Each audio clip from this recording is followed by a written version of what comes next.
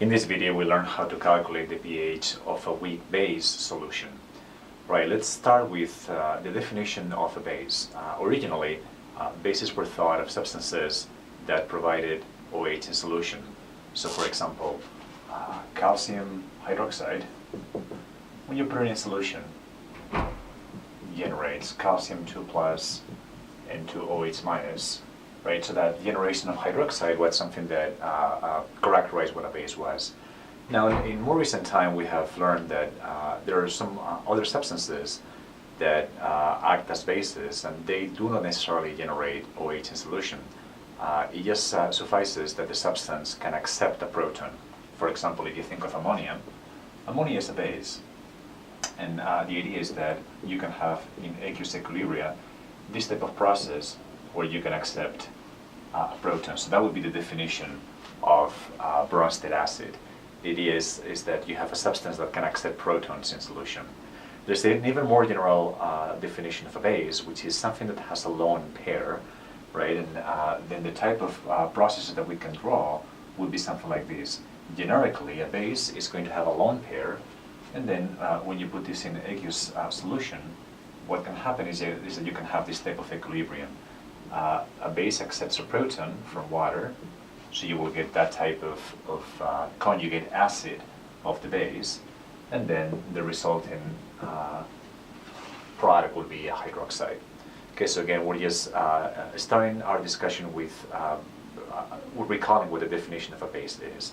In the most general sense, we're actually going to think about base reactions like this. You have a substance that has a lone pair, and then you can have this type of equilibrium. Now, because this is so general, we actually talk about the activity of a base in a quantitative manner by defining the equilibrium constant for this type of equilibrium, right? So this will be what we call K sub B, and then K sub B is therefore the concentration of the conjugate acid, the concentration of hydroxide divided over the concentration of the base. Okay? And then these values are available in tables, and that's how we can characterize the acid-base properties of these bases. Right, so then the idea would be, how do we calculate the pH for a base? Well, the idea is that from this Kb calculation and using an ice diagram, then we can get at what the concentration of hydroxide is. And then, because we're always in acid solution, we are under the influence of the autodissociation equilibrium of water. If we know the concentration of OH, then we know the POH, and then the POH, if we are in water, then we can find what the pH is. All right, so we're going to illustrate all of these concepts with an applied example, which is going to be a solution of the weak-based pyridine. Okay, so let me redraw all this. And then we have the following. Pyridine is this molecule. It's a very common base in organic chemistry. And it has a lone pair. When you draw the Lewis dot structure, you will recognize that there's a lone pair on that nitrogen, and that makes it that it can act as a base. All right, so for short, I'm going to call this Py, and then the equilibrium will be Py with a lone pair in water, so this will be an aqueous solution in water, and that is going to generate pyridinium, which will be the conjugate acid of that pyridine base, and then hydroxide. And then we know that the K sub B for this particular reaction happens to be 1.7, 10 to the minus 9. Right, so the question would be, please calculate the pH of a solution made with 0.1 molar of this base. Okay, so we start with 0.1 molar of the base. Right, so the strategy is to use an ice diagram, and then from the ice diagram we will be able to calculate the concentration of hydroxide at equilibrium, and then again from that concentration of hydroxide we can back calculate the POH and the pH. Okay, so let's see if we can draw here the ice diagram. I'm going to write it just right here. That will be the initial concentrations, the change concentration at equilibrium. Initially we don't have any of the conjugate acid or of the hydroxide. Okay? And then the change will be minus x, plus x, plus x. And at equilibrium we will get 0.10 minus x, x, and x. So then we're ready to plug in these equilibrium concentrations into our K sub B constant.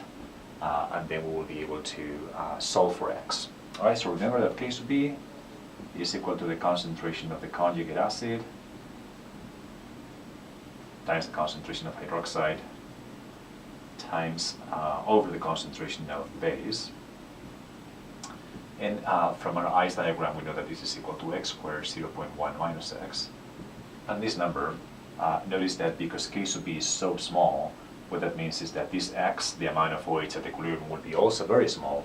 And we can try to use this approximation in which we neglect the value of x with respect to 0.1. Right? This is now equal to 1.7 10 to the minus 9. Okay, so this is a simple enough equation to solve. We don't have to use the quadratic formula. And when we do that, we find that the x, in this case, is 1.3 10 to the minus 5.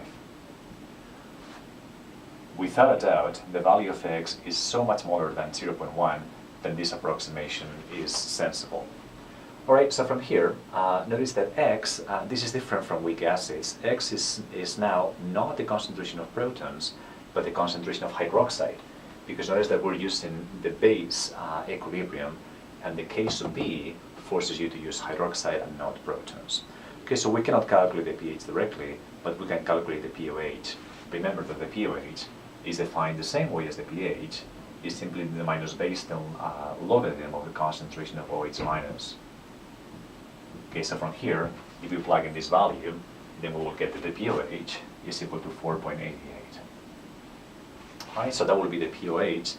We can finish the problem by calculating the pH, and again recognizing that this is an aqueous solution, right? So the balance of protons and hydroxides that is governed by the auto-dissociation equilibrium of water, which has a K sub W constant of 110 to the minus 14. Or in other words, this is at play, right? This has to happen every time that you are in aqueous solution, right? So if you know the pOH, then you can calculate the pH simply as 14 minus 4.88. Notice that we know this number with a huge number of significant figures, so even though we're only not writing any decimal places here, there's in principle an infinite number. So this does not limit our precision, only the pOH does. Right, so when we take this difference, the pH is equal to 9.12. Now, something that should happen is that because this is a base solution, the pH should be basic, right? And we notice that that pH is larger than 7, larger than neutral, so that agrees with our estimation that this should be a basic solution. Okay, it's a weak base, and that means that the pH is fairly close to neutral. It's not a strong base. Stronger bases will have a much larger pH.